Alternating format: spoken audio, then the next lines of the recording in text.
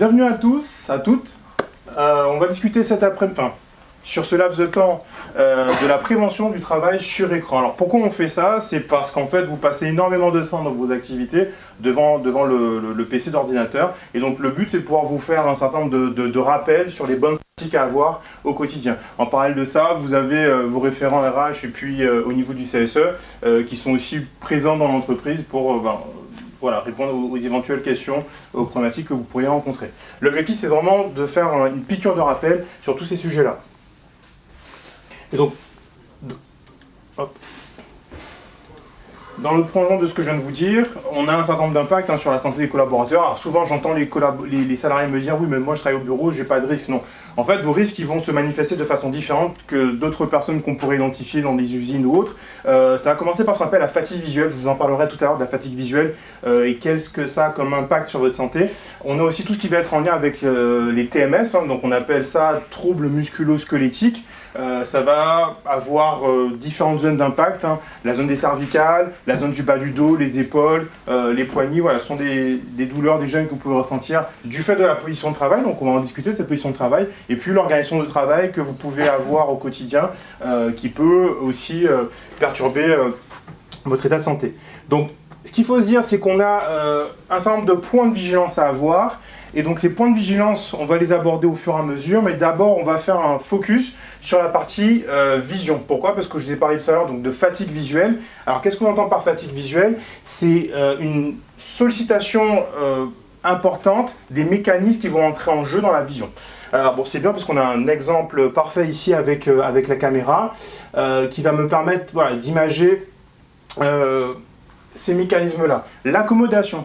Donc c'est un mécanisme naturel qu'on va retrouver effectivement sur la caméra, mais qui permet d'ajuster la zone de netteté de l'information qui est à traiter. C'est-à-dire quoi? C'est-à-dire que quand vous êtes devant un écran d'ordinateur, votre œil, il fait ce travail, ce qu'on appelle ça l'autofocus, d'ajustement de la netteté de l'information que vous êtes en train de lire, d'analyser.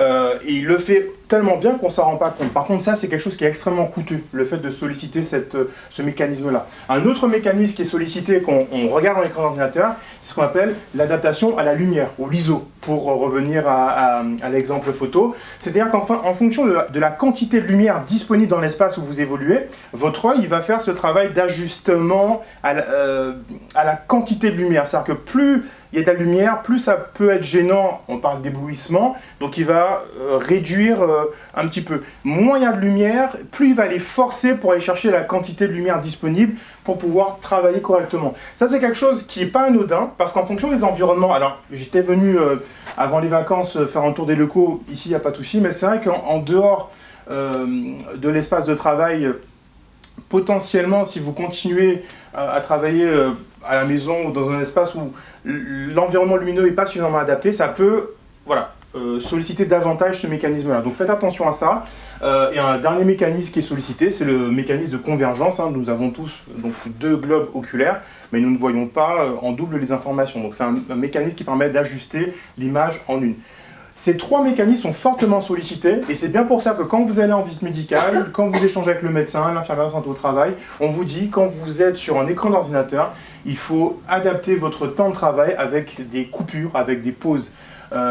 Parce que le fait de regarder en continu un écran d'ordinateur, on fait ce qu'on appelle un travail en vision rapprochée, c'est-à-dire qu'on est généralement, on va le voir tout à l'heure par rapport à l'installation ici, on est à entre 70 et 80 cm de distance par rapport à l'écran. C'est pas du tout le même travail que vous réalisez au niveau de l'œil que quand vous êtes sur la route en voiture. Parce que du coup, les mécanismes qui vont être impactés ne le sont pas de la même façon. Donc soyez attentifs à ça. Là, je passe assez vite, mais ce sont des symptômes, des troubles qui vont vous dire, attention, là, en termes de fatigue visuelle, il faudrait peut-être que je fasse une petite pause, une petite coupure. Les troubles oculaires les plus présents en général, c'est sécheresse, sensation de brûlure, d'inconfort, de lourdeur. Ça veut dire que vous êtes resté peut-être un peu trop longtemps. Quand je dis un peu trop longtemps, c'est pas une demi-heure, c'est parfois 2 heures, 2 heures et demie, 3 heures, voire 4 heures. J'ai des collaborateurs qui font parfois des journées en télétravail qui me disent que je reste 5 heures en continu dans mon PC d'ordinateur. Ça, c'est mauvais. C'est comme si vous me dites, vous allez à la salle de sport, vous allez sur le tapis, vous faites du rameur et vous continuez une séance pendant 1 heure, 2 heures, 3 heures, 4 heures, sans arrêter, sans faire de pause. C'est la même chose. Donc soyez attentifs à ça et prenez l'habitude d'être en alerte sur ces différents symptômes qui pourraient se passer. À côté de ça, ne négligez pas aussi le suivi médical. Hein. Comme vous le savez, vous avez des consultations avec des spécialistes qui sont recommandés, donc de l'ordre d'une fois tous les 4 ans, tous les 5 ans, de consulter un spécialiste de la vue. Ça, c'est assez important, notamment par rapport à tout ce qui peut être prévention d'un besoin en correction.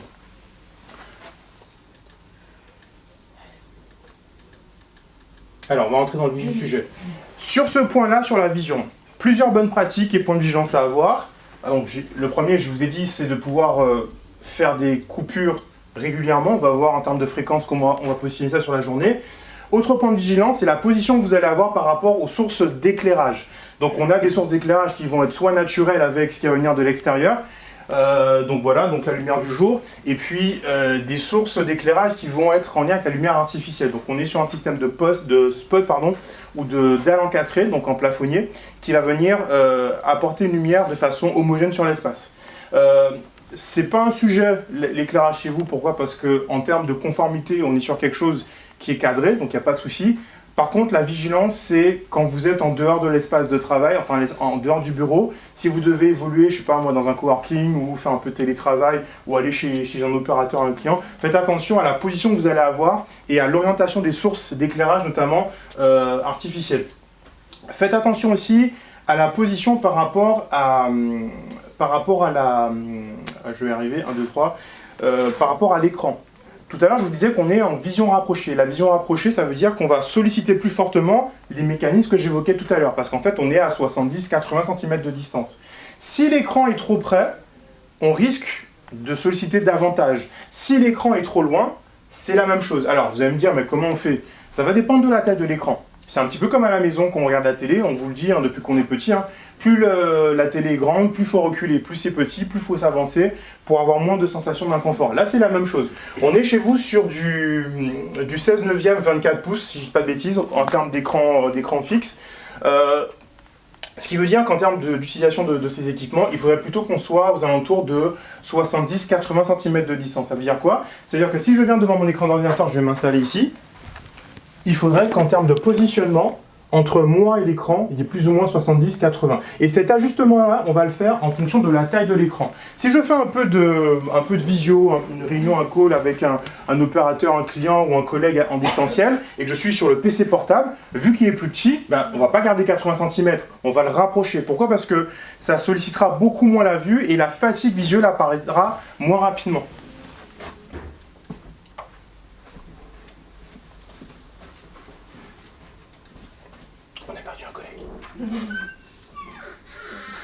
Voilà, autre élément important, donc j'ai parlé du contrôle périodique qu'il faut faire au niveau de la vue. Je vous enverrai dans le prolongement de cet atelier des petites plaquettes de sensibilisation avec des exercices, des bonnes pratiques. Donc on appelle ça notamment le yoga des yeux. C'est assez simple à faire plusieurs fois dans la journée sans forcément vous lever. Donc ce qui est intéressant, c'est que vous n'avez pas besoin forcément de vous lever, de sortir de votre bureau pour faire ces exercices. Il y a un principe qui est fondamental pour prévenir la fatigue visuelle, c'est le principe du 20-20-6. Ça veut dire quoi? Ça veut dire que toutes les 20 minutes, vous faites une coupure visuelle. Donc pendant 20 secondes, vous regardez autre chose que l'écran. Et ce que vous allez regarder autre que l'écran doit se situer à 6 mètres. De cette façon, vous reposez tous les mécanismes que j'évoquais avec vous juste avant. Donc 20-20-6, toutes les 20 minutes, pause de 20 secondes, avec le regard porté à 6 mètres. Sans forcément vous lever. Oui, donc déjà ça, c'est efficace et ça permet de reposer la vue. C'est bon pour cette partie-là? Hop. Alors, deuxième partie sur tout ce qui va être la partie un peu plus physio, la posture.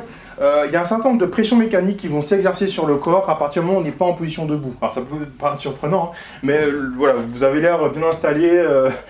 Cette position, en fait, elle est contraignante pour le corps, malgré ce qu'on peut penser. La position naturelle et la moins contraignante pour la colonne vertébrale, c'est la position du debout. Pourquoi? Parce qu'en fait, vous avez compris donc, le principe de la colonne, donc c'est un empilement de vertèbres, et entre chacune de ces vertèbres, c'est comme un jeu de cartes, on vient mettre un petit coussin, une petite mousse. C'est ça la colonne vertébrale. Dans la position debout, les vertèbres sont parfaitement alignées, les unes sur les autres. Et la colonne vertébrale est ce qu'on appelle le noyau intervertébral, qui se trouve entre deux vertèbres, joue son rôle d'amortisseur. un petit peu comme ce qu'on retrouve sur un véhicule ou ce qu'on retrouve maintenant sur les chaussures de running, hein, le fait d'amortir les chocs, c'est la même chose. Quand on est en position assise, on a ce qu'on appelle une rétroversion du bassin. Donc il change de position, notamment sur cette partie-là, la partie du bas du dos. Et toute cette zone en jaune que vous voyez, qui est la zone de la section lombaire, va changer de position.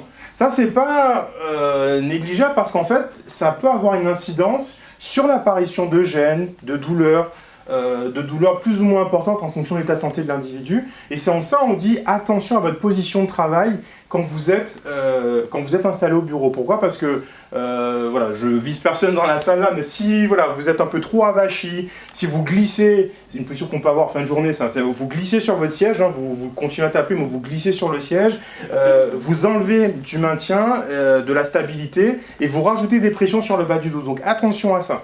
Et donc je vais revenir encore avec mon histoire de pause, de coupure régulière, parce que c'est en ça où le fait de changer de position plusieurs fois par jour peut prévenir aussi des maux de dos, des troubles au niveau de la section lombaire notamment. Donc rapidement, hop, là, ce que vous voyez à l'écran, on est sur les principes de prévention en termes d'installation qu'on travaille sur ordinateur. C'est-à-dire quoi? C'est-à-dire que quand on arrive à appliquer au mieux ces indications-là, aller à 90-95% des cas, on n'a pas de douleur et on prévient l'apparition des problématiques que j'évoquais tout à l'heure. Ça veut dire quoi? C'est-à-dire qu'on a un positionnement déjà par rapport à son écran. Donc ici, je vais le faire tout à l'heure. Le bord supérieur de l'écran, l'écran fixe, doit se situer dans le prolongement du regard. Donc on est vraiment sur l'axe ici. Ça veut dire quoi? Ça veut dire que quand je suis au bureau, plutôt que de rester sur mon PC portable qui serait trop bas, je vais déporter l'information de travail principale sur mon écran fixe. Ça, c'est important. Et ensuite, je vais ajuster la hauteur de mon écran. C'est-à-dire que cette zone-là, donc le bord supérieur de l'écran, dans l'axe du regard. Donc là, c'est à peu près bien réglé pour moi. Par contre, hop,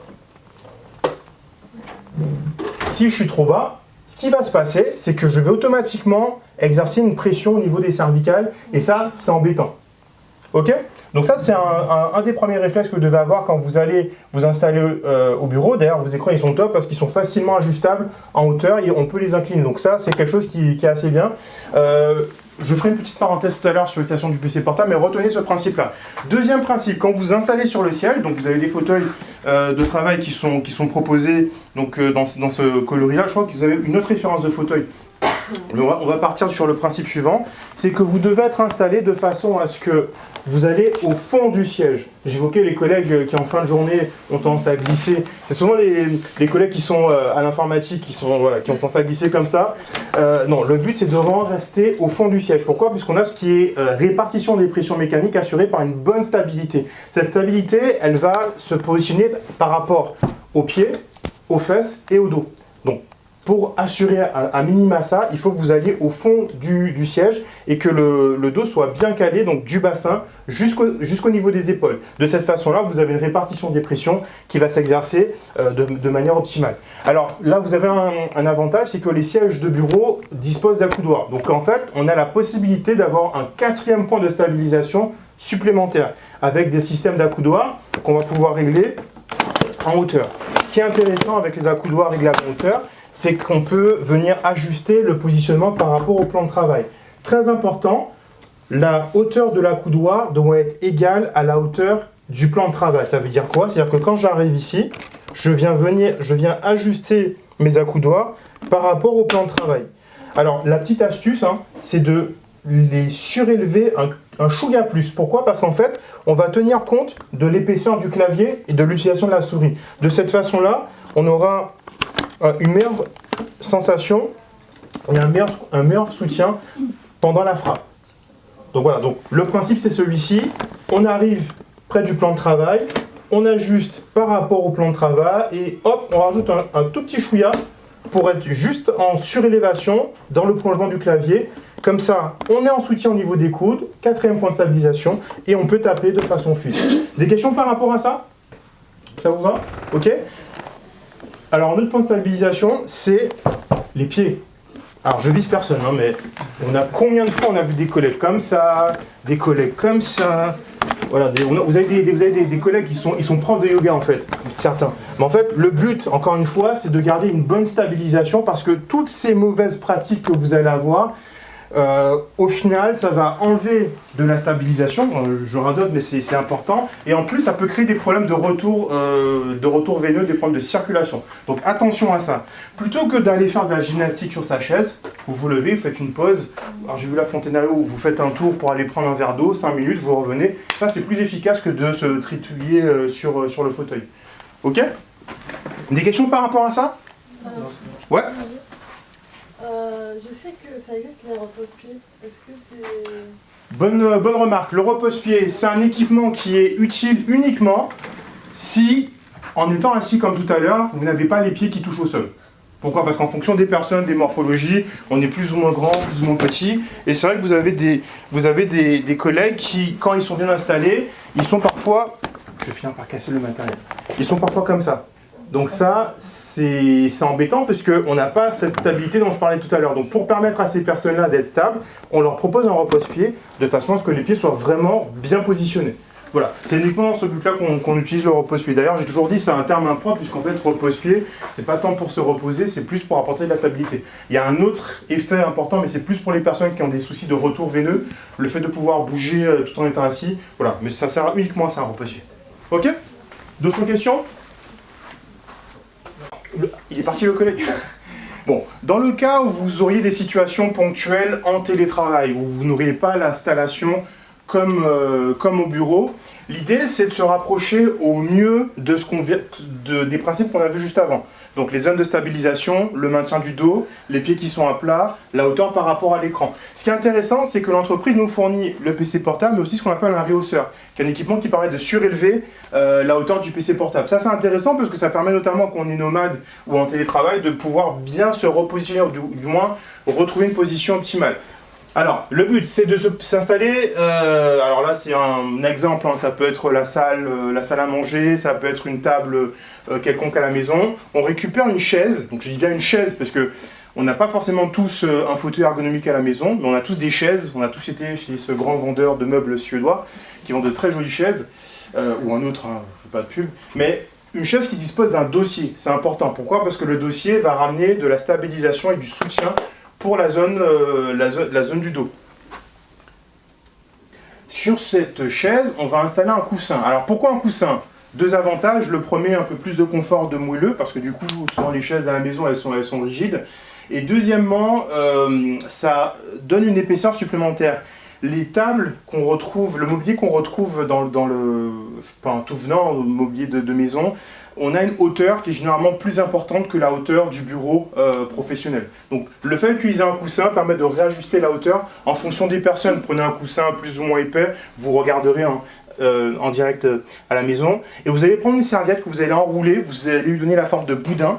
Ce boudin va venir caler le bas du dos, donc dans le creux du dos. Pour retrouver ce principe-là, le phénomène de courbure qu'on a sur le dossier ici, en fait on a une toile qui est tendue avec une courbure qui vient stabiliser la zone des lombaires. C'est vrai qu'à la maison on n'a pas forcément une chaise comme ça, donc le fait d'utiliser une serviette enroulée permet de retrouver cette sensation-là. Et vous avez tous acheté un petit quelque chose, alors je ne vais pas citer le nom, mais cette marque qui vend des chaussures sur internet, donc vous avez tous à la maison des boîtes de chaussures. Donc pour celles et ceux qui n'auraient pas les pieds qui touchent le sol, vous prenez la boîte de chaussures. Des questions par rapport à ça? Non, c'est clair. Ouais. Et puis le positionnement par rapport à l'écran du PC portable, donc avec le rehausseur. Alors je vais peut-être vous le montrer là maintenant, ce sera plus simple. Alors, vous savez tous régler le rehausseur, on vous a expliqué le principe. Donc on a le PC portable, avec la dalle du PC qui est fixée sur le pavé alphanumérique. Donc le petit rehausseur qui dispose de crans. Les différents crans permettent d'ajuster la hauteur. Donc en fonction de la hauteur souhaitée, et pour appliquer ce principe-là, vous regarderez à la maison, hein, vous ajustez la hauteur au mieux. Okay, et ensuite, vous venez positionner le PC portable. Alors le constat par rapport à ça, hein, je prends un peu d'avance sur le diaporama, c'est qu'en fait, quand on est installé comme ça, vous êtes d'accord, on peut difficilement utiliser le clavier du PC portable correctement. Parce qu'on verra plus tard, on vient casser les poignets, ça c'est pas top. Donc l'idée, c'est aussi de pouvoir récupérer son clavier du bureau quand on fait du nomadisme, qu'on est en télétravail. Ok ?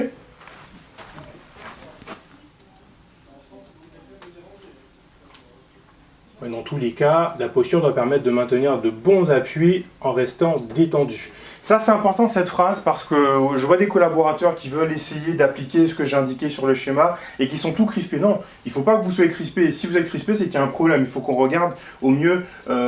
L'idée, c'est de s'approcher de cette situation, d'appliquer ces principes-là. Mais il ne faut pas que vous soyez crispés, il faut que vous soyez détendus. Et en parallèle de ça, organisez votre temps d'activité avec des coupures. Quand je dis coupures, hein, c'est vraiment déjà vous lever, marcher un peu quelques minutes, regardez autre chose que l'écran. S'il vous plaît, ne faites pas comme certains, vous ne regardez pas l'écran, vous prenez le téléphone portable et vous allez sur Instagram, Facebook. Donc, vous sollicitez votre œil en continu. Donc, l'idée, c'est d'en regarder autre chose que les écrans pendant ce temps-là.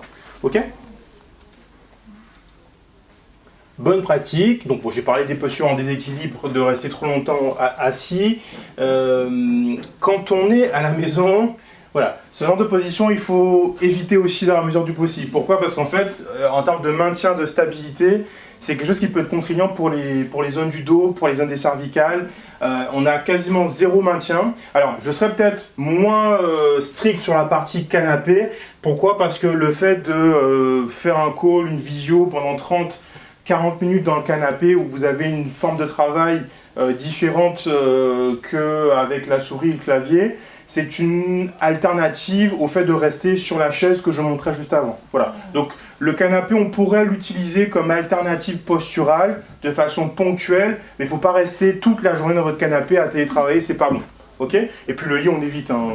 On n'a jamais été efficace à travailler dans le lit, puisque d'ailleurs, on a perdu le collègue, on s'endort.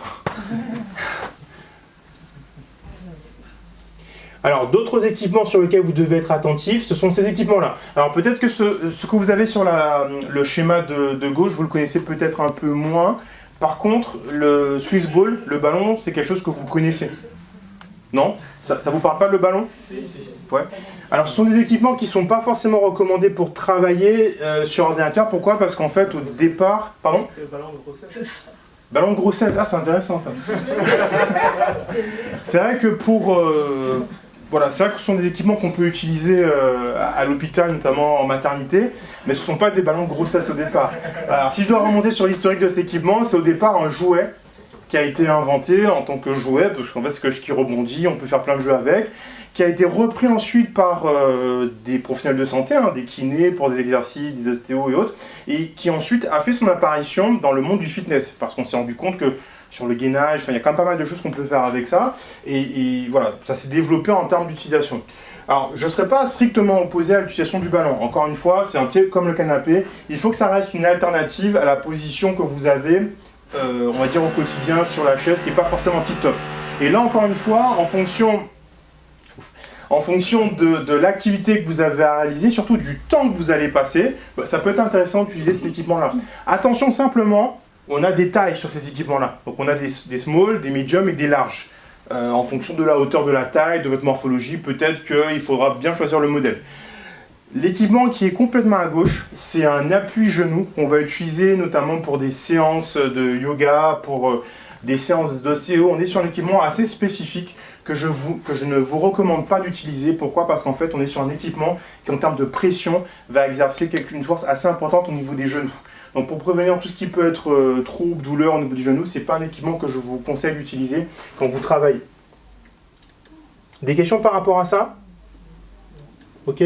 Dernier point sur la partie physio, gardez en tête que rester assise trop longtemps n'est pas bon. C'est pour ça qu'il faut rythmer vos journées de travail avec des coupures. Hein. Vous levez, faire un peu de marche.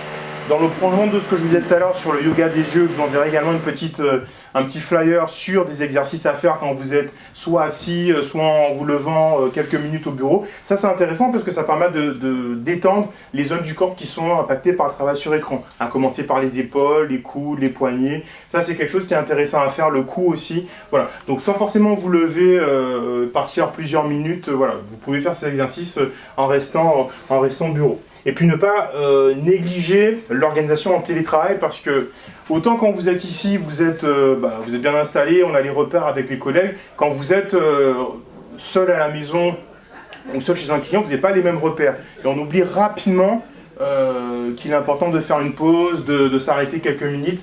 Ça, c'est quelque chose qu'il faut vraiment, sur lequel vous devez être vigilant. Alors, le PC portable.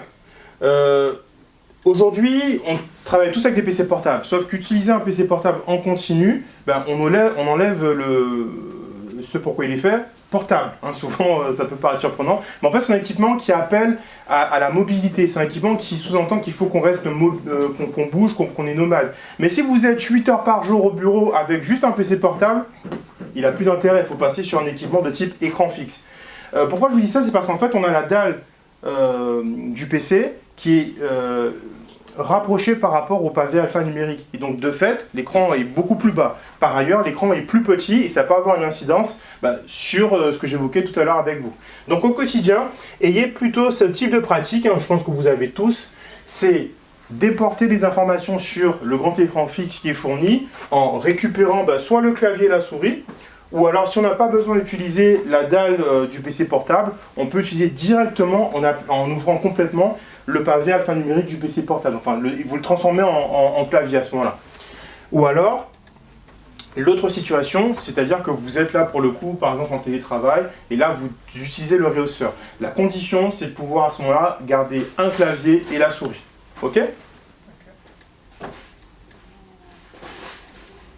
Là, je passe rapidement parce que c'est dans le prolongement de ce que j'ai dit. C'est si jamais vous n'aviez pas de rehausseur, mais ce n'est pas votre cas, c'est vrai qu'on a la possibilité d'utiliser des bouquins, des gros livres qui permettent de surélever davantage le PC portable. On a tous expérimenté ça. Alors quelque chose qui peut être intéressant aussi, mais là encore soyez vigilants, c'est le fait de travailler en position debout.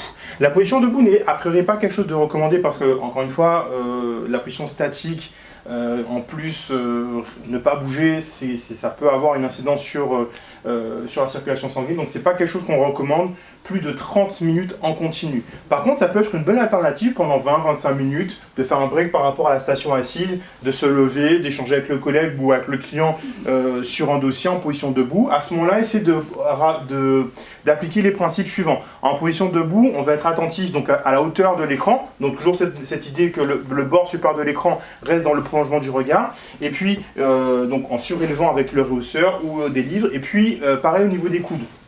Alors, je n'ai pas insisté là-dessus tout à l'heure parce que je suis parti sur mon histoire avec les accoudoirs, mais en fait, le fait d'avoir les accoudoirs permet de garder une position neutre des coudes, plus ou moins à 90 degrés, ici. Oui. En fait, quand vous êtes en position debout, il faudrait aussi ramener ce principe-là. C'est-à-dire que si l'écran est trop bas, non seulement on va tirer sur les cervicales, mais en plus, on n'aura pas une bonne position pour la saisir sur le clavier. L'idée, c'est de ramener cette position-là. OK ?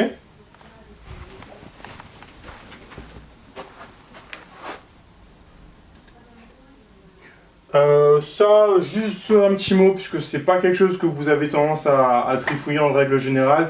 Tout ce qui va être paramétrage d'affichage sur vos écrans, luminosité, contraste, ce ne sont pas des choses que vous touchez trop normalement. Il y a des programmateurs informatiques dans la pièce, non? Développeurs, non? Okay. Bon, parce que, en général, et ça c'est un principe qu'il faut appliquer, l'information de travail, elle va avoir un affichage sombre. Une police noire, bleu foncé, etc. Et pour garder un bon contraste et moins solliciter l'œil dans l'analyse que vous êtes en train de réaliser, il faut garder un fond, donc un fond d'affichage clair. Donc c'est pour ça qu'on dit en règle générale, c'est quelque chose qui doit être appliqué par tous, ça prévient l'apparition de la fatigue visuelle. Assurer la bonne stabilité et la résolution de l'image, donc ça c'est encore une fois, c'est si jamais vous aviez des petits défauts, des choses sur l'écran. Bon, en général, vous faites appel au service informatique, on vous change la dalle ou on ajuste rapidement. Mais c'est vrai que ce ne sont pas des choses que vous rencontrez trop. Le principe vraiment par rapport à ça, c'est le schéma qui est indiqué là. Voilà, plus on se rapproche vers la droite, moins on est en sollicitation en termes de fatigue visuelle. C'est clair pour vous cette partie-là? Un dernier point, faites attention aux polices d'affichage, aux tailles des informations que vous avez à travailler. Si vous avez un certain nombre d'informations à afficher en même temps sur l'écran, vous aurez tendance à rapetisser, à réduire la taille de cette information et vous allez forcer plus sur l'œil. Ça, c'est quelque chose qu'il faut vraiment, sur lequel vous devez vraiment être attentif, puisque encore une fois, vous serez beaucoup plus vite en fatigue visuelle et moins efficace dans la tâche à réaliser. C'est pour ça que si c'est le cas, n'hésitez pas à passer sur un système avec le grand 16/9 qui permet voilà, de zoomer les informations et d'afficher de manière plus optimale ce sur quoi vous devez travailler. Voilà c'est votre cas au quotidien, peut-être besoin d'afficher 2 fenêtres d'information en même temps sur l'écran? Ouais, voilà. Donc c'est pour ça que c'est vraiment intéressant d'utiliser à ce moment-là l'écran du PC fixe. Alors, l'utilisation du PC fixe en parallèle d'un second écran, là je vous ai mis en gros ce à quoi ça devrait ressembler au regard de ce que vous faites. La situation de travail, je pense, qui devrait être appliquée, c'est de maintenir comme écran principal l'écran fixe, avec les principes que j'évoquais tout à l'heure. Donc ça veut dire quoi? Ça veut dire que je suis bien face à mon écran. Hop, je m'installe, le bord supérieur de l'écran dans l'axe du regard. Autre élément important, je suis centré par rapport aux épaules, c'est-à-dire que l'écran est vraiment centré par rapport à mes épaules, il n'est pas en décalé d'un côté ou d'un autre. Et à ce moment-là, si ponctuellement j'ai besoin par rapport aux notifications, à la messagerie, etc., de consulter ponctuellement mon écran de PC portable, je vais venir positionner celui-ci en décalé sur le côté, en respectant un positionnement de plus ou moins 10-15 degrés par rapport à l'écran fixe. De cette façon-là, je vais moins solliciter le cou en termes de mouvement et plus faire un travail de vision périphérique. Ça, c'est quelque chose qui est important et c'est assez efficace pour le travail que vous avez à réaliser. Ce qu'il faut éviter, je dirais que c'est de se retrouver dans une autre situation que celle-ci. Pourquoi? Parce qu'aujourd'hui, voilà, la plupart des informations de travail que vous avez réalisées s'effectuent là-dessus. Parfois, je vois des collègues qui ont tendance à ne pas utiliser le rehausseur, qui vont positionner l'écran du PC portable juste devant. Donc certains, ils vont monter l'écran à fond et mettre le PC portable juste devant. Donc le fait de faire ça, vous tirez beaucoup plus sur les cervicales et c'est quelque chose qui peut être extrêmement douloureux. Donc ne faites pas ça. Ce n'est pas gentil.